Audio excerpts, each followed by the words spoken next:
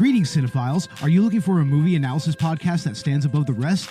Then look no further than Collateral Cinema, the only movie podcast that matters. We analyze good movies, we analyze bad movies, and yes, we also analyze the in-betweens of the world of cinema. So if you like what you hear, find us on Facebook, Instagram, and Twitter.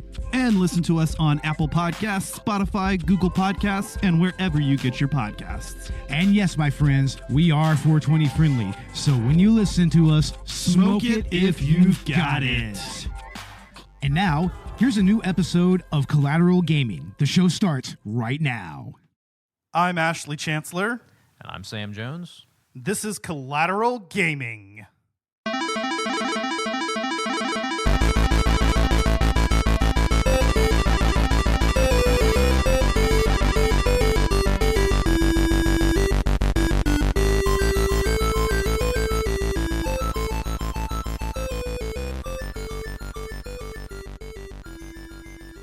Welcome to Collateral Gaming, the only video game podcast that matters, where we focus on good games, bad games, and everything else in between in the world of gaming.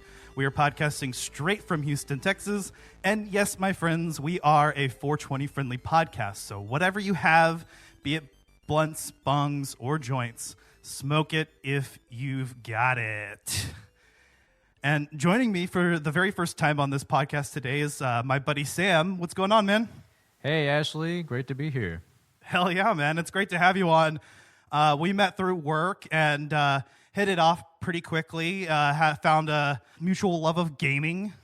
Absolutely. You know, like everyone else, been gaming since I was young. It's just a lifestyle. It's a thing. That's right. Gamers rise up. Rise up. And we have to embrace our full transition from gamers to racists, because that's just the natural progression of things, right? It really is. You know, it's like anything else. It starts ironically, and then it becomes unironic before you know it. And you're like, damn. But yeah, man, most of what we talk about, it seems to be about gaming, I think. So naturally, you know, I thought about maybe, you know, asking you to be on something for some time, and then Persona 3 Reload was coming out, and you're the only person that I know right now that was actually playing this game when it came out. That's interesting to me because I know of so many people who are playing it. It seems like it's been such a...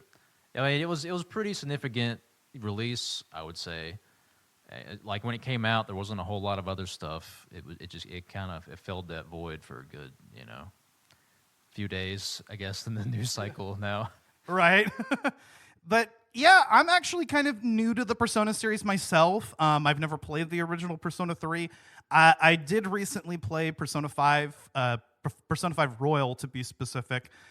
Invested like 200 hours into that fucking game and did everything that there is to do and almost made a perfect run, except I didn't get that final bonus confidant scene with Haru. Which pissed me off to no end. So I'm trying to be a lot more efficient this time with, you know, like the calendar strategy in Persona 3 Reload. It's definitely a time sink of a game. Yeah, efficiency will definitely help you. Yeah, you know, if you're new to the Persona series, I am, you know, an infant to it. I was just born yesterday by comparison. I tried Persona 5. I kind of bounced off of it. Of course, I came to it for the style, stayed for the music, but then I don't know what it was about it. I bounced off of it. Maybe put 5 hours into it. But Persona 3, and the great thing about being a Game Pass guy on PC is for some reason, all the Persona games are on there. Like even this one, when it came out day one, yeah, it was like, well, fucking why not? It's on fucking Game Pass. Like, there's no better fucking way to advertise this game than, like, you don't need to drop $70 on it. Of course, I did. I'm playing on PS5, but if you've got an Xbox or a PC, which should be roughly 2/3 of our listeners, then yeah, I mean, I would definitely recommend just at least giving this a shot. In my opinion, so far, I think I like Persona 5 a little bit more. And that might just be due to the way that the dungeons operate, because In Persona 5, you have Mementos, which is like the Tartarus of this game, which is your like central dungeon that you keep coming back to. But then Persona 5 also has these palaces, which are arguably the like more main dungeons of the game, and where like the actual like story comes into play. So I think the equivalent of that in this game are the full moon events, but they're like just boss battles. Right. Instead of being like full dungeons. So maybe that's why to me like Persona 5 I might like it just a little bit more because of the bigger focus on dungeon gameplay and not just like randomly generating floors but actual like designed dungeons, which is nice. That being said, I'm having a hell of a time in Tartarus with Persona 3 Reload. I'm really getting into it. I mean, yeah, the floors are randomly generated, but I kind of just do the chunks all in one day now. Yeah, that's how I've been going about it too. I think we're within the same month now. But I think you're quite a bit further than me. I mean, how many hours would you say you have? I have like 24 now or something. Hard to say. I know I'm in July. I'm at the end of July now, coming into August. I think I'm at like the beginning of July. Yeah. And I just got past, like the beach trip, and Igus just joined my team. So that's where I'm at as far as the story goes. Of course, we're not going to go into spoilers. This is a game launch review, so we'll keep it spoiler free. I mean, obviously, we haven't beat the game ourselves, so there are no spoilers really to really delve into yet. Right. He can spoil me on a few things, but we won't spoil you. Yeah, exactly. But I mean, so far, as far as like the Tartarus gameplay goes, I'm really having a blast with it. I mean, I've actually spent hours grinding in Tartarus because my strategy in Persona 5 was to continue in each palace or my Mementos journey. I would just continue going and grinding until I ran out of SP. Well, in this game, I found that the navigator's theurgy skill randomly grants effects to the party. So, and one of those being SP regeneration. So it fills a little bit of your SP, and so it's almost like you can just keep going and going and going. And eventually I had to stop because I was like, I probably amassed enough gold now. Right. Yeah, it's interesting. Like I don't have a whole lot of experience with JRPGs in general.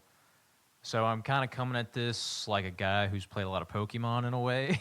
Okay. I'm just like playing it. I'm like, it is sort of weird to me how you can just you can basically keep even if you don't have that power with the SP, you can still. I mean, you can knock out a whole chunk of Tartarus in one night without much difficulty. I mean, even to the like level I've gotten, which is just like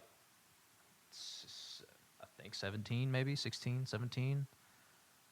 And it's like if you have items, you can just use your items and keep going.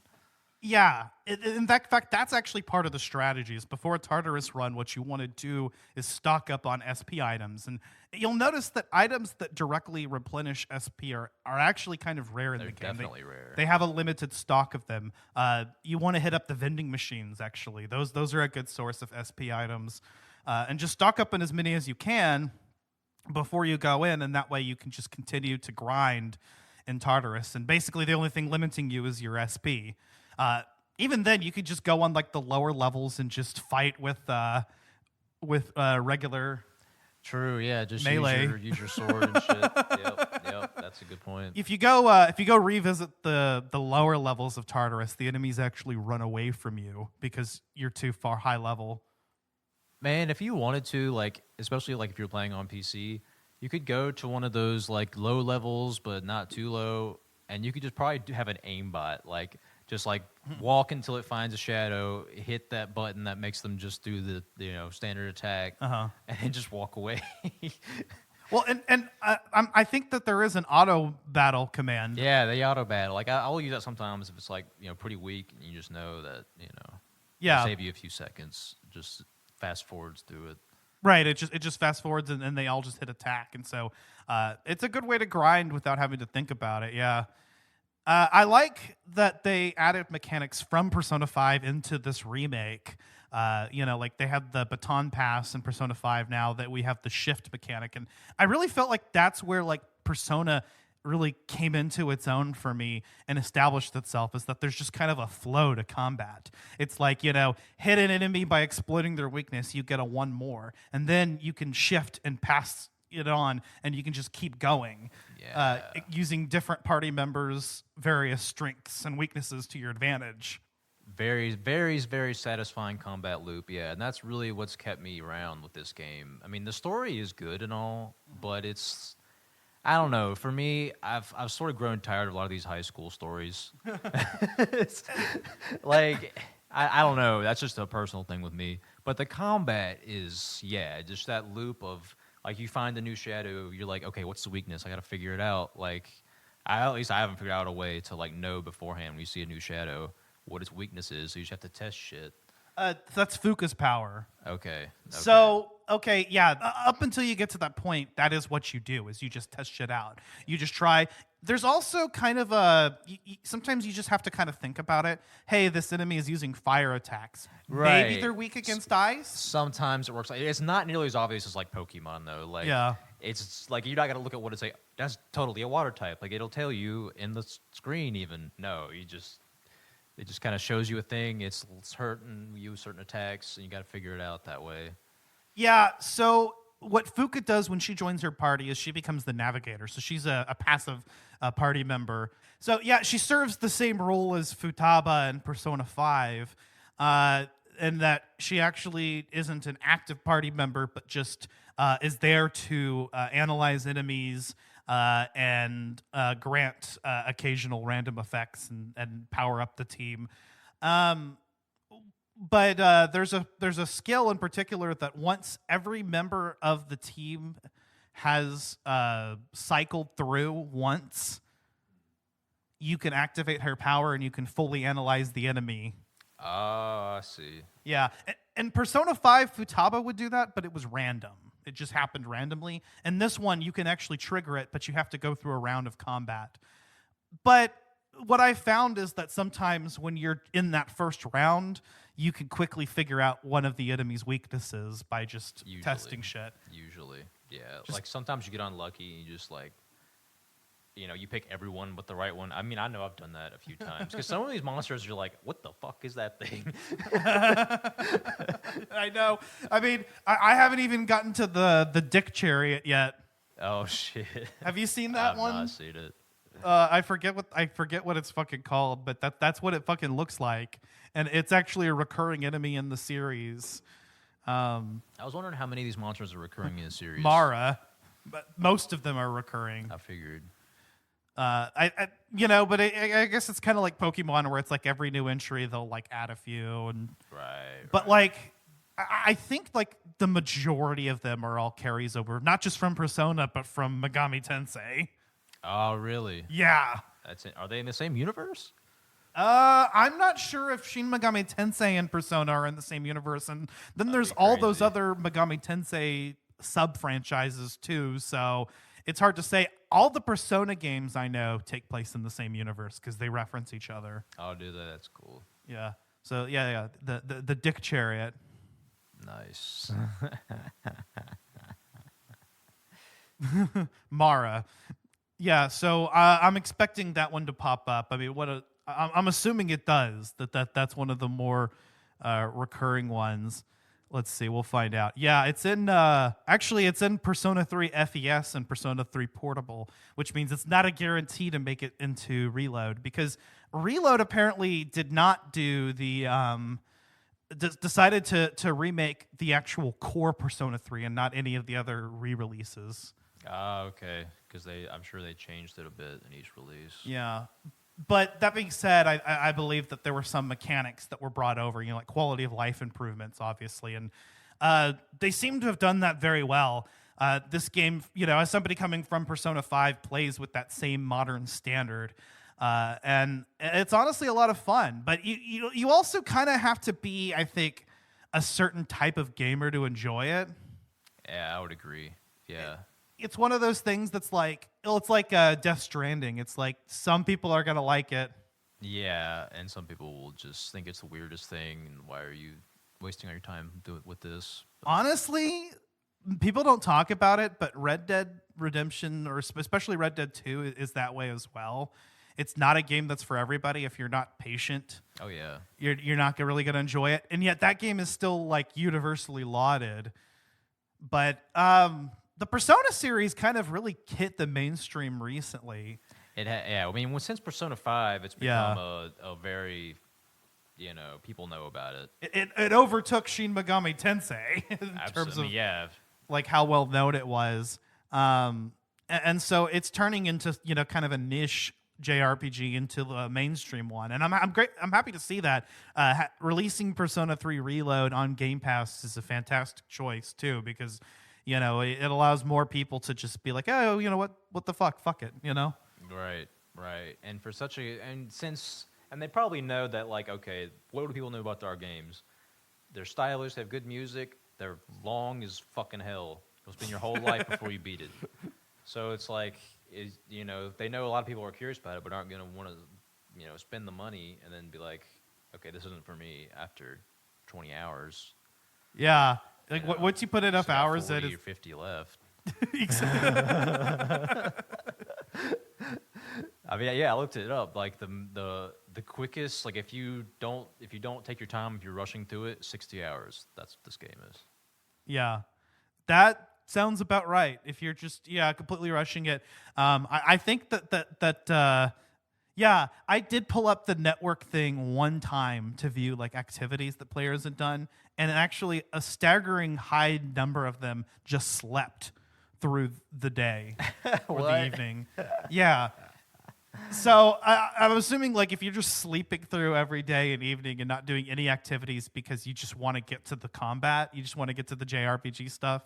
Oh, okay. That's a way to play it. You could just completely ignore all the social stuff, because what are you going to miss out on? Social links?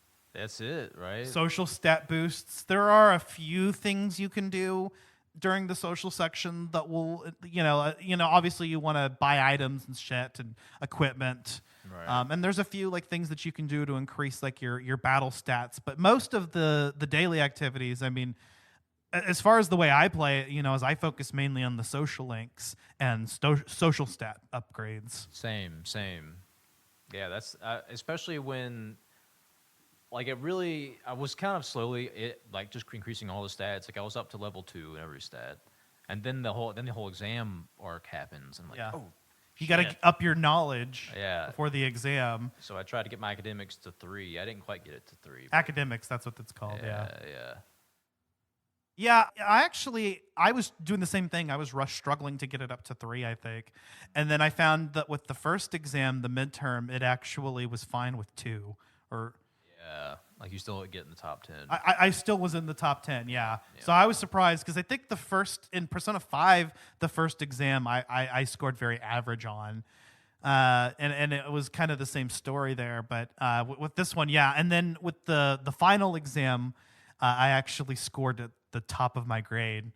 And I have I did that at level 4 academics. Now I have level 5. Nice. But it kind of just becomes sort of a grind, and you just kind of get into it, and you just kind of strategize. And that really appeals to me. It's just trying to figure out the best of what you can do each day. Which social links are available? Who do you want to upgrade? And there's some elements there. Like, do I want to romance this girl? So I want to pick up any time that she offers. And then you have people that'll send you messages and offer to hang out, and that kind of gives you a good direction of where to go. It's just like, yeah, I really love the whole like planning aspect of it as you go through each day of the calendar. It is definitely, like, once you get into it, and yeah, like the fact that they add the activities on the phone like that is really, really, really nice. Like if I had to remember, like, okay, I can go to this place on the map. Like I wonder if it was like that before, where that's, you just had to know I that think somewhere on the map you can go to and do a thing. I remember the phone stuff in Persona 5. I think that might have been added to the remake, and that wasn't in the original. Yeah. Right. Yeah, it really makes going through all the social stuff nice. And yeah, like the grind of it is really fun. you only have certain things you can do each day, and you have to do. Because at least for me, like I've you know, like you have all these social links for all these different types of monsters, right? And like I have some that I like currently, but I'm like, I mean, maybe I'll find. I mean, I have no idea what else is out there. So like, there could be something way cooler I get later, but you know, I could have been social linking that type, whoever that is. So it's kind of, I don't know. I just end up doing the ones for people that I like, just for whatever reason. Like I did the old people a lot. Yeah. I don't know why. That's the way that I play it. I just do the ones that I like because, I mean, they're all gonna help you in some way. Right. And really, like I said, you know, when it comes to the social aspect of this game, it almost is just kind of its own part of the game. It's its own partition. But I did notice that there wasn't as much effect as, say, in like Persona 5. In Persona 5, as you upgraded through Confidant ranks, you actually got like active like boosts in combat, like actual abilities and things that you could do, or passive effects. And this game doesn't have that with the rank upgrades. It's just kind of, I think the whole point is just to continue boosting it so you can summon better personas, and then to max it out so you can summon whatever like ultimate persona of that arcana it gives you. Okay, yeah. I was actually wondering what the real purpose, because I mean, the only thing it really tells you is that when you get a new persona of that type, then they get like a couple levels up, or you know, how many ranks you have. Yeah, it boosts social link. it boosts its level ups, which adds abilities onto that persona and makes it more useful. And then you can pass those abilities on to other personas. Right. And there's just this, the whole like fusion mechanic, which is a core mechanic of I think at least Persona 3 on. It's a lot of fun to just get into.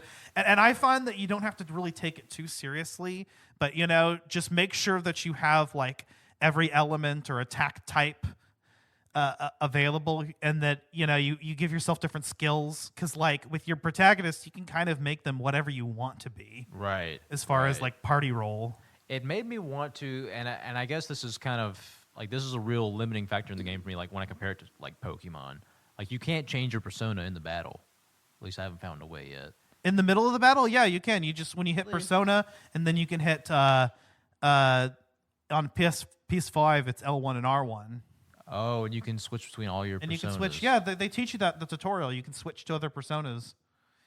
Wait, you thought you were just locked to I the thought one? you just picked the one in the menu that you start the battle. That's what the one you got. Oh, that would be terrible, man. That's what I've been doing this whole time. No, because that's what makes the protagonist so powerful, is that they can just change like what elements they're weak against. That Whatever makes so much persona sense. you used last, it is where you stand in terms of stats and as far as like weaknesses go. So there's a little bit of strategy involved with that, but more so, you know, you can kind of just flip between things. And did you get to the theurgy skills yet? The what skills? The theurgy? I don't think so. Oh, no, you didn't, because that comes with the new C's uniforms. So that was something that was added to the remake, is the theurgy skills. Each character has like a special ability that they can fill up as a gauge fills up, and it doesn't cost any HP or SP. And it's some like massive attack that either hits all of the enemies or a single enemy. But each one powers up in a different way,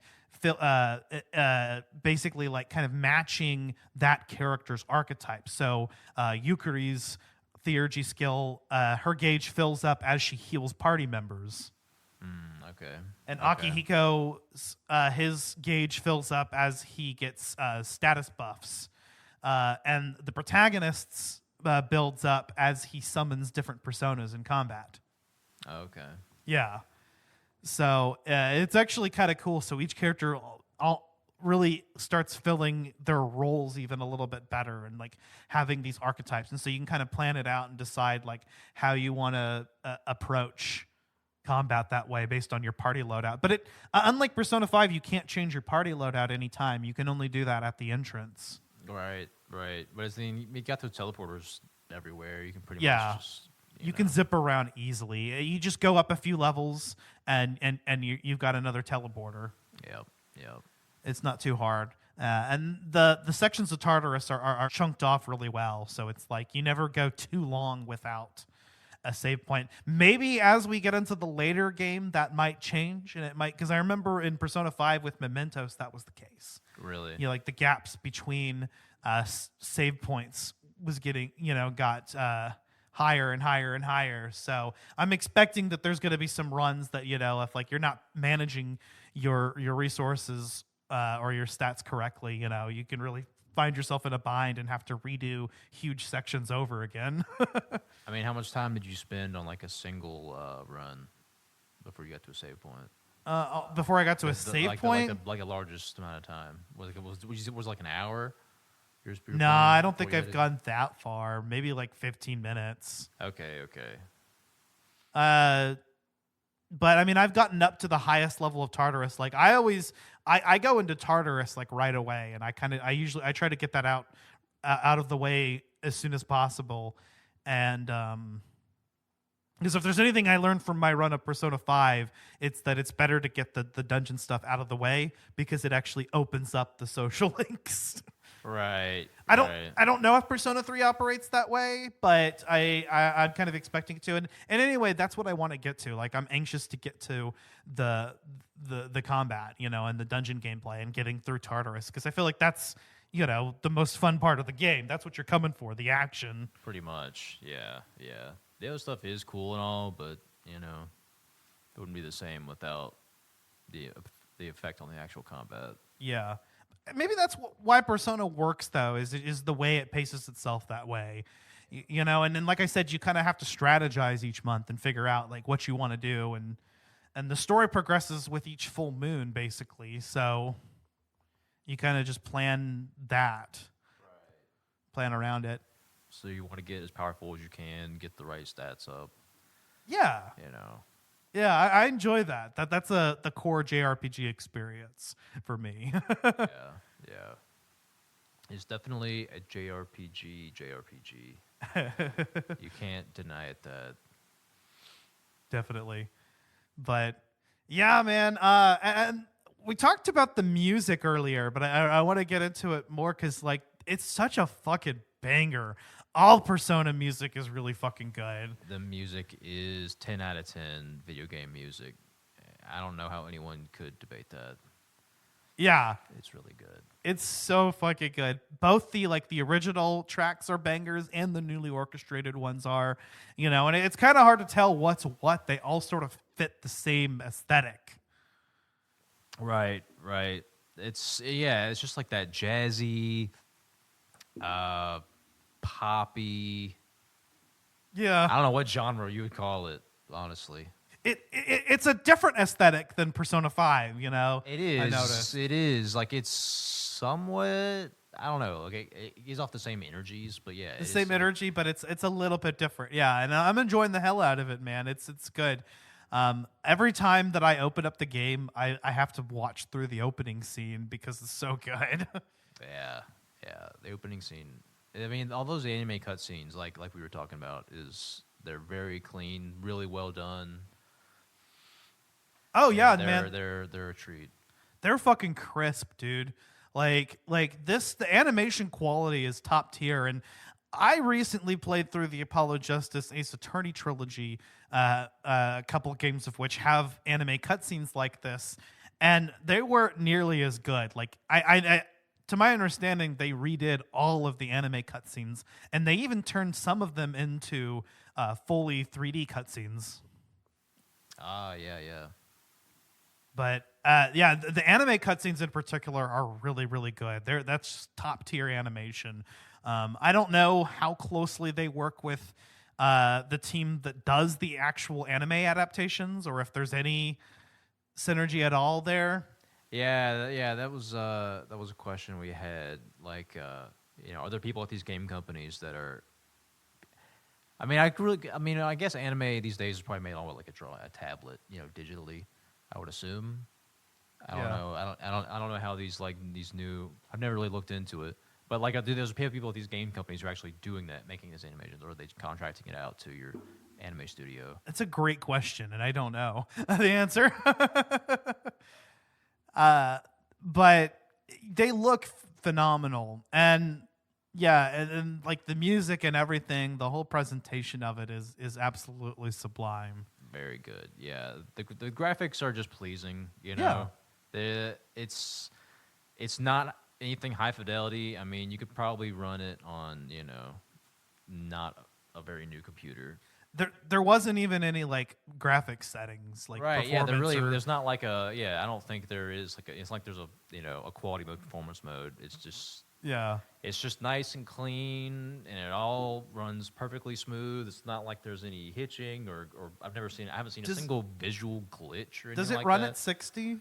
On console, I don't know. I'm pretty sure for me it does. I haven't tested. I have a shitty ass TV, so honestly, it's hard for me to tell. But I mean, it's at least 60 hertz, right? Is it? Because I know, like if you don't have like a 60 hertz TV, I thought they all were. Yeah. Like you can't see the 60 frames. I'm pretty sure it hits 60 frames. Just looking at it though. Yeah, like I've gotten to the point where I can sort of tell. I mean, really, I can really tell if it's below 30 frames. Then it's like immediately okay. It's obvious, yeah. Yeah.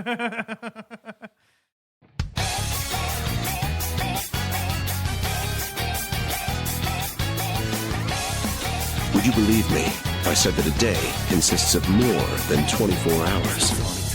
That's the dark hour. A time period hidden between one day and the next.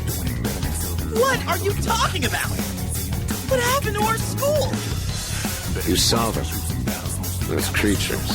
We call them shadows. They only appear during the dark hour and attack anyone who roams free outside the coffins. Shadows can only be defeated by Persona users. It's our job to defeat them. Pretty exciting, huh? We've prepared an evoker for you. We'd like you to lend us your strength. Come! Persona!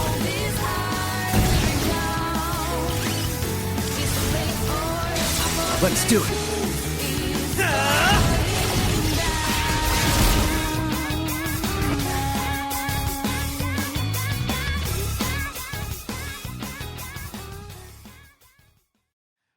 But yeah, man, like the whole game is a jam, and like I unfortunately I've been swamped with a lot of games recently on the podcast. Between this, the Apollo Justice trilogy, The Witcher 3, Fable 1, and Final Fantasy VII Rebirth is coming out now. I've had a lot to do, so I haven't spent as much time in this game as I wanted to. But I took the last couple days to just kind of just play through it all day and just keep playing and you can really do that, and you can lose time to a Persona game. It sucks you in. Persona 5 did that to me. Yeah, this definitely will suck you in if you let it. I had one of those days myself. I guess it was like last weekend. Yeah, if you want to, you can just kind of keep playing it. I mean, it really because every day is something different. Like you're just going through all these narratives with the social links and whatnot, and then before you know it, okay, cool, here's another story beat. And it is a good game that you can also just play in chunks too. Like it is really good at that. In fact, I know I have a friend, Dan, who's been on the podcast. He played Persona 5 every actual calendar day of the year. He played it in the real world. Wow. So we played through each calendar day of the year every single day for a year. So you play like 5 minutes a day? It depends, right? Because like some days you would just do like a single like confident link, and then whatever you do in the evening, and then but then some days you would go through an entire palace. Right. I'm sure that's cool though. Just do a little bit of it. I'm kind of tempted to do that because, like, for instance, with this game, right, with Persona 3, after we've done recording this, I'm not really going to have as much reason to pick it up and to put a bunch of hours into it, right? But, like, I want to. But what I'm thinking of doing is maybe just playing it, like, a day at a time or something like that. Yeah. And that way, like, I get through this game somehow. Right, yeah, just like in the game, you got to divide out your time. Yeah. Play what you need to get played. Yeah, I see that. Yeah, that could be interesting if I could keep up with it. Like I would definitely try doing like like a calendar year playthrough. I don't know. Maybe I can just wait till July or August and pick it back up again like that, right? Yeah, right. And sync it up. It is fun with the whole calendar aspect. I don't know of any other games that do it. Like, well, doesn't Fire Emblem sort of have that now? Yes. Three Houses there's like a calendar system. Like I played through Three Houses, and I think I enjoyed it for the same reason, that there is like this whole like calendar system. Right. Although it goes by a lot more quickly in Fire Emblem. It's just kind of like It's not as much shit to do in a day. yeah, and like yeah, you just like do like one thing, and like you can skip through. You'll skip through several days at a time. But with Persona, it's like every day is a thing. Like you wake up, you pick usually you pick just like an after school action and an evening action, right? But then it's like some mornings there's you'll get like a question in class in the morning or whatever, or there'll be like every once in a while, the story will progress, so you'll get like a cutscene or something. Yep. It certainly keeps you engaged. Yeah, it's I don't know really what else to say about this story. Yeah. Like I mean, like again, none of us have really gotten. I think you're probably at least halfway through it. Well, because they're saying that there are these 12 shadows that I have to get through. I guess each representing an arcana. But I actually have gotten 6 of those, so I guess I am halfway through. Unless there's more after I get through the 12 shadows, but supposedly that's going to end the dark hour. So I'm sure there's some kind of post game, right? I don't know. I know that this is just Persona 3, so they don't add like the later episodes and stuff. But maybe they'll add like an equivalent of that as like DLC or whatever. Like that would be cool. I think that the whole concept is cool. Like I like the fact that like all of the characters literally shoot themselves in the head to unlock to summon their personas. Like it's definitely pretty unique. I heard that was the only reason this game's rated M, by the way. Yeah, and there's a whole like disclaimer at the beginning that mentions like bullying, suicide. Yeah. And for what it's worth, like, yeah, if you're struggling and you need help, get help, like. Yeah, for sure. But it's not like this game. I mean, at least I've heard this game was darker than the other Personas. Like, it's kind of the darkest Persona. That's what I always heard about this game. I haven't seen anything yet to make me go, oh, God. But it I don't know. does feel pretty dark. I don't think it has a good ending either, from what I've heard, but I don't know. Okay. Or maybe like a bittersweet ending. I don't know. From what I've heard, it doesn't end on like a good note for everybody, at least. From I don't know, just the way people talk about it. Right. Yeah, it has that reputation. So, but yeah, it does seem pretty dark. I mean, like I said, like the whole like the fact they're not guns, they're evokers. Yeah. And they're supposed to, and then the fact that's how they activate the theurgy skills is that they load like a special cartridge into their evokers, and that's what enables them to do these like special abilities. Okay. Yeah, so it's just like even more things to add to combat just to make it more fun, and kind of just play and try different things out. That's what I really enjoy about it. I love like just finding new personas, fusing them together, right, and trying out new things, new abilities and shit. And then once you get to like a boss fight, the boss fights are definitely fun. Like those are those are the really only times I feel challenged. At least so far, like most of the early levels, like especially once you figure out, like, oh, okay, if you hit him on the weak spot, with the weak attack, and especially if you do that for all of them, you just win, pretty much. Yeah. Once you do the all-out attack, at least as far as I've gone, like you can pretty much win with the small enemies. That's the thing, though, is some enemies and especially bosses don't have weaknesses. And so the only way to actually trigger it down and trigger an all-out attack is to get a critical on them. Yeah. And Persona 5, they had technicals.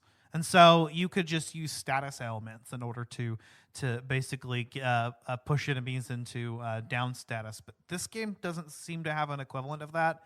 But then again, the theurgy skills also really help you with that as well. Yeah, you just like the really tough battles are the ones where there are no like exploitable weaknesses. And you just kind of have to find a way. At that point, it's basically just stat buffs or debuffing the enemy. Yeah, you just got to whittle them down. And for me, you know, when I first started playing Persona, I was not using the support skills as much. So I kind of removed them at every opportunity where like I learned a new skill and I had to forget one. I would just drop the support abilities. It's like Pokemon, right? Like you drop the ones that aren't direct attacks. Yeah. Who cares about increasing defense? Just hit them, take away his HP. Yeah. So for me, like I would keep the offensive spells. I would keep the healing spells, obviously. But like, you know, as far as like the stat buffs and stat debuffs, I don't need that. Well, no, in Persona you do. You want to keep a few of those on hand because they can be useful for sure. Yeah, and also just letting each character like fill the role that they're best equipped to. Like some characters are there basically to buff and debuff, and that's kind of their strength and what you want to use them for. True. It was kind of like it took me a while to even realize that like, oh, so these moves they actually take away your own health. Like, you know, it's not a lot of games have that, like, okay, a big part of it to do this attack is you have to, like, sacrifice your own health.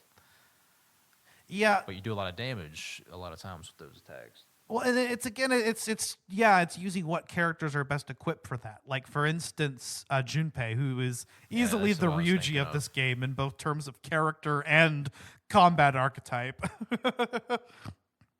Characters like that have higher health pools and better physical damage stats, and so they're better equipped to using those abilities. Like because they have higher health pools, they can launch, use the attacks that sacrifice health. Right. And then you just have a healer on standby. And the thing is like Yukari, for instance, having her as a healer is good because she actually grows her theurgy gauge by healing enemies.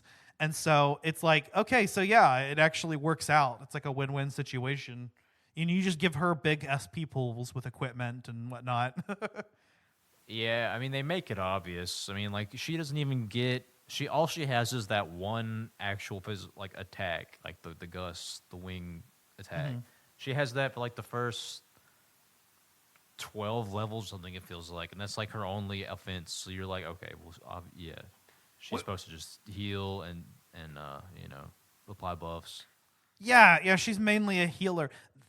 That being said, her magic stats are high, so the defensive spells that she does have do deal a lot of damage. But her character growth is more centered around her being a healer and a supporting member. But then, like Akihiko has a lot of skills that pop up that make him an excellent character to buff and debuff, because his theurgy skill is actually buffing himself. Right. So each character has like this like special attack that basically kind of encourages you to play them the ways that fit their strengths. And I thought that really appealed to me. That's where like I really started getting into the combat. Sure. Yeah, it's definitely got a real... I mean, for turn-based combat, I mean, a lot of people will hear turn-based combat and go, oh my god, that sounds so boring. I don't know. I've also seen the other side of that fence that like hates that all like modern Final Fantasy games are action RPGs now. Yeah, I mean, definitely there's others who like, definitely love turn-based combat. But this turn-based combat, I mean, it doesn't feel like, it's just the snappiness of the animations, how fast, it's not like in old school Pokemon you would hit okay, and like you have won the battle, you have gained whatever, and it's like 1 second between each message. You got to click through before you get back to the actual overworld. No, it is like boom, boom, boom, boom, boom, turn. If you want to, you can make it go extremely fast, but you can kind of tailor it to just as fast as you want it to be, or slow as you want it to be. Because it's still turn-based. You could sit there and ponder as long as you want, but yeah, it just has a really fast flow to it that I don't know. It's really well done. I 100% agree, man. I the flow of combat is just really, really appealing. That's where Persona shines. And like you said, giving you the opportunity to think strategically and take as much time as you need, but still feel fast. Yeah. And that's something that the modern RPG, has to strive to do. One game in particular that does, I think, achieves balance really well, actually, is Final Fantasy VII Remake and the upcoming Rebirth, which should be dropping actually midnight after we record this. But that's like a perfect blend of turn-based and real-time action RPG mechanics. Right, because those games, it puts it into slow motion, right? And then it lets you pick of... It's entirely real-time action and then puts you into slow motion. Another game that does that, to really flip the coin, is a game called Fallout 4. Oh, yeah? Yeah, I mean, it technically is. You go into VATS, everything's a third person, you pick a body part, sort of turn-based combat. Yeah. You could, but I love that. I mean, it is the perfect marriage between real-time action, which everyone wants now, and that old school turn-based. Because you're doing your turn-based stuff like you always could, but now there's a little bit of pressure because time is still going. Yeah, just slow, so it never feels like the thing is honestly, if in Persona, if they were attacking you as the shit was going on, I don't know, could be cool. Yeah, and games like Persona and Yakuza are maintaining at least the turn-based structure, right? But making it feel more fluid and making it feel more in the action. Yeah, right. That's another one. Like the recent Like a Dragon games that have come out, and Infinite Wealth, which just dropped. And I actually want to give that a shot because that looks tight as hell. It does look really tight. I've never played one of the because I think is that the second turn-based Yakuza they've made now. I think it is. Wasn't there another one? So yeah, Like there's Like a Dragon. Yeah. And then this is Like a Dragon Infinite Wealth, I think. Those are the two new ones. I've tried I played some of Yakuza 0. Okay. And that was pretty cool. I've never played any Yakuza game. Yeah, they definitely have a cool feel to them. But this new one especially looks just bonkers. I really want to actually check it out, actually. I feel like I should. There's a lot of fucking games that have come out lately that are just sucking up my time, man. Yeah. But that's why sometimes I'm happy I'm single, actually. Right. I have as much time as I want to fucking spend playing video games and shit, man. Yeah, it's crazy because I guess we might be coming up on a somewhat of a break here soon. But we have Final Fantasy coming out. Dragon's Dogma is not too far away. Mm-hmm. That game looks sick. I'm not sure what else all is coming out this year. We gotta hit a cliff at some point. Last year was just full of games. I know. I think the Paper Mario 1,000-Year Door remake is coming out this year. I'm excited for that, but I'm struggling to think of anything else that I'm really anticipating after Final Fantasy. Yeah. But 2023 was a fantastic year. 2024 has already had some bangers, like Persona 3 Reload. Like I mentioned before, if you honestly just go check it out. If you have Game Pass, you can literally play this for free and just try it out and see if it appeals to you. I guess we'll sort of get into our final thoughts here, starting with you, Sam.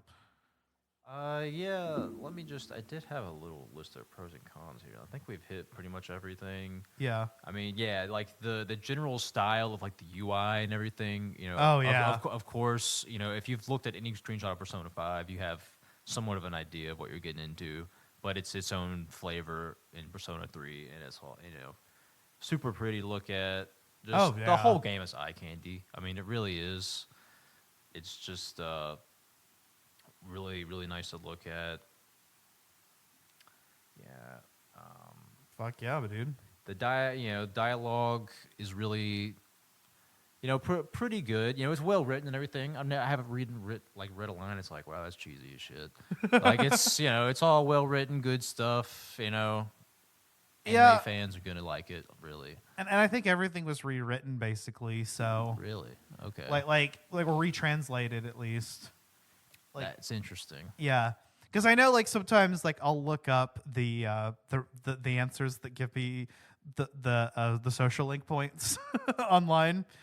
But like if I accidentally pull up a Persona 3 original guide, the dialogue choices are a little bit different. Not only that, but it's usually easy to figure out like what corresponds to what. It's the same line. It's just translated differently. But then sometimes they've actually made some changes where some grant points where others don't. Oh, really? Yeah. Okay. And I think that they even overhauled some of the social links entirely. Wow. Because I remember opening one up and being like, oh, wait, no, this is not this at all. They must have completely changed this whole social link. Yeah, I mean, and it kind of makes sense to retranslate. I mean, I know translations in 2000, we would say 6 it came out, the Yeah, first version. 2006. I feel like they probably do it better today. Just a hunch. Yeah. Also, I like the whole like 2000s aesthetic of this game because It is really nice. the calendar actually says 2009 on it, and all the characters are using flip phones, and like it's just like I grew up in that Right. era, so it's really nostalgic for me. It's 100% nostalgic. Like this, like this game does take place in like high school, but to me, this feels like elementary school, middle school era. Yeah. So that's kind of what I think about when I see some of the stuff they're doing. Yeah, I was in high school in 2009, I think, either middle school or high school. So that sounds about right. I mean, as far as like the styles go, like the fashion and everything too. Yeah. Which is surprising considering it's a JRPG. You'd think the characters would feel a little bit more fantastic, but their designs feel pretty contemporary for the time. Pretty much, yeah. There's nothing real outlandish. I mean, they are stylized. Like you look at a character and how their dress like speaks to that character. They designed them well, but yeah, there's nothing like crazy. Right. Yeah. Anything else to add? Yeah. Like I'll reiterate again. If you're not that into JRPGs, like me, honestly, it's worth checking out just to see what the buzz is about.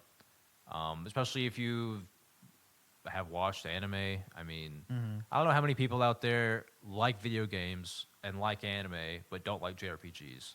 Right. Like that was kind of me for a while. I mean, I don't know why. It's just to make that jump to JRPGs for a lot of people is a big leap. But this is a good one to start with, I would think. Yeah. Like it's not really crazy deep. Like a lot of JRPGs seem just like, wow, it's a lot. It can be deep if you really want to get into it, but you don't have to. It's deep to master, but it's like easy to get into. Kind of like Pokemon. Yeah, exactly. Yeah, this game really, I compare it to Pokemon a lot. It's like if Pokemon like wasn't written for like 4-year-olds. That's basically what Persona sort of is. Yeah, exactly. Like a more mature. Yeah, really, man. It is, and it feels like a modern game. Yeah, JRPGs. I think the thing with them is that they're just tend to be very mechanical, and this game is, but it's accessible. Very accessible. Yeah. You can really just get into the combat system and not really have to worry too much about the deeper mechanics of it, unless you want to. And you want to build certain builds, and that's not to speak of like New Game Plus and how the game changes, on subsequent runs, and higher difficulties. Yeah, I'm sure just like Persona 5 is packed with all kinds of secrets. Isn't Persona 5 you have to play through it like 3 times to get the real ending or something? I don't know if it gives you a different ending, but to do everything, I think, yeah. I mean, because I feel like I got the ending of the game, but I don't know if there's some like extra secret cutscene. Then I don't know. Maybe I missed it. Yeah, it is. Like I started playing this, and I even here sitting here, I probably will not finish it. But even if you don't finish it, I would still recommend just checking it out. It might totally hook you, and you play all the way through it, or you might just play a little bit of it. You might play a little more of it. Hell yeah, man. Yeah, as for me, as again somebody who got hooked into Persona 5, literally like this game sucked me in, sucked my time out. I played through the game despite the fact that it wasn't a game that we were doing on the podcast. This game very much has that same appeal. I would like to finish this, and it might be one of those rare exceptions of games that I actually finish. But then, like Final Fantasy VII Rebirth is literally coming out tonight. It's so hard to keep up as a gamer. But I definitely recommend checking this out, and it's a fun game to play in bursts. Even you can take years to play it if you have to. Who cares? I mean, it's probably going to be years before the next Persona game comes out. So, Yep. of course, on my plate, I also have Persona 5 Tactica and Persona 5 Strikers, which are like spin-offs that occur in different genres. But if you really want to get the whole experience, and then I've never even touched Megami Tensei. Megami Tensei really has me curious now. I mean, I know they have that latest one on Switch, which Persona 3 needs to be on Switch too, by the way. Yeah, and Atlus is doing another game too that they announced at the Game Awards. Oh, really? Yeah, and it looked very Persona-esque. I think I remember that. Yeah. It did look really good. I forget what the But like premise- fantasy. Isn't it like, it's like medieval fantasy. Yeah. Yeah, they saw Fire Emblem. We were like, okay, y'all want to do it? Y'all want to play? Let's play. And Fire Emblem Engage, another game I was excited for. Pre-ordered and everything, played a little bit of, and then I had to move on. Right. Metaphor Refantasio. Yeah, not a great name, but the game does look good. Man, that sounds like Kingdom Hearts shit all over again. It really does sound like some Kingdom Hearts shit. But yeah, I definitely recommend checking Persona 3 Reload out if you have the opportunity to do so. Again, if you have a PC or Xbox or on Game Pass, it's available. I bought the game on PS5, and I am not dissatisfied with my purchase. Easily $70 worth of content. Oh, yeah. Much more. So, it is worth the money, but it will eat up your time. You are going to have to put time into this game. Expect a good 100 or 200 hours, for a standard playthrough. I mean, yeah, if you rush through it, you can do it in 60, but... The thing I saw said 60 hours if you rush it. If you take your time normally, you might get 80, probably more like 90. Okay, 95. So not even 100 then. Okay, because Persona 5 Royal took me 200 hours. That's what I always thought was that Persona 5. Like, Persona 5 just seems like a bigger game overall. And it's probably longer in the general story, too. Like, this game came out on PlayStation 2, so it could only be so long, I guess, on a disc. Right. But, so it's probably, you could probably expect 90, 95 hours if you're not 100%ing it. Yeah. And with the way that it's structured, though, with the calendar system, though, it's almost like in every playthrough you're going to spend the same amount of time unless you're literally just skipping and not doing anything. Yeah, which it really kind of disincentivizes you from doing. But then, of course, miss out on so much. There's Tartarus, so yeah. It's kind of hard to say because how many hours are you going to put into that to get through it? How quickly can you get through it, or how much time are you going to spend grinding? There's a lot of maneuverability, at least as far as that goes. But yeah, check it out, Persona 3 Reload. Again, if you have the opportunity, I would definitely give it a shot and try it, and see if you jive with it, and if you're willing to sink a lot of your time into it. But if you enjoyed this episode, please leave us feedback on your platform of choice, a 5-star review on Apple Podcasts. You can also find us on Good Pods, and you can help us climb the ranks there. And we do have exclusive Let's Play video game commentaries out on our Patreon. So if you donate any amount of money, you can get access to those. Hopefully, we'll have the opportunity to start recording those again. Check out Collateral Let's Play as well. Bo is actually handling those. We have those currently uploaded on the Collateral Cinema YouTube channel, and we'll be uploading those on the Collateral Gaming as well, since, it is gaming. That kind of makes sense. And I'll start uploading some Collateral Let's Plays as well. Of just maybe whatever I'm playing on the podcast or Ace Attorney or whatever. As far as content goes, you can check out our 2-part anniversary special on Fable 1 and Fable 2. Look forward to that over the next few weeks, as well as The Witcher 3 Part 1 and Part 2. We should have Part 2 out as soon as possible. As mentioned previously, Final Fantasy VII Rebirth would love to do a Game Launch Edition episode on that as well. So stay tuned for that. But yeah, a lot of content to get through, certainly, over through the rest of our season.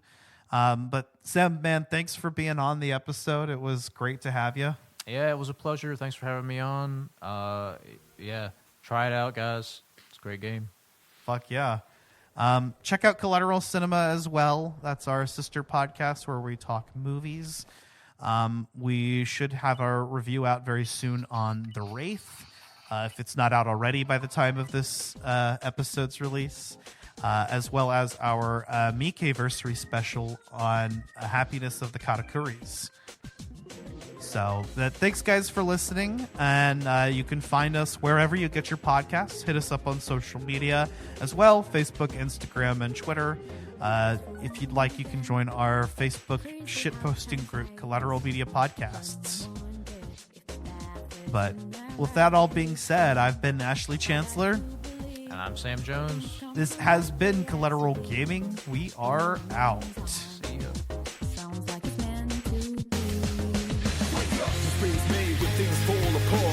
What matters at the end is how you let them on. Fire in my soul, fire in my heart. Till you see me on the other side of doors. Oh, the journey starts from where we did first step. No one's sure what lies ahead before them friends. Brothers may be rough and tough, the way we'll miss somewhere. Nothing easy, get up and go, get it go. Sometimes this journey is about the chase. Out of power, destination, out of love. No matter how far, how you go, how long can it last? This journey Get it burning.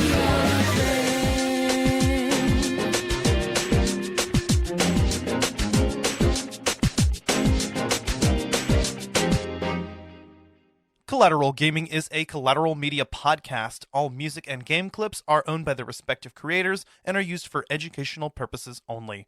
Please don't sue us. We're poor.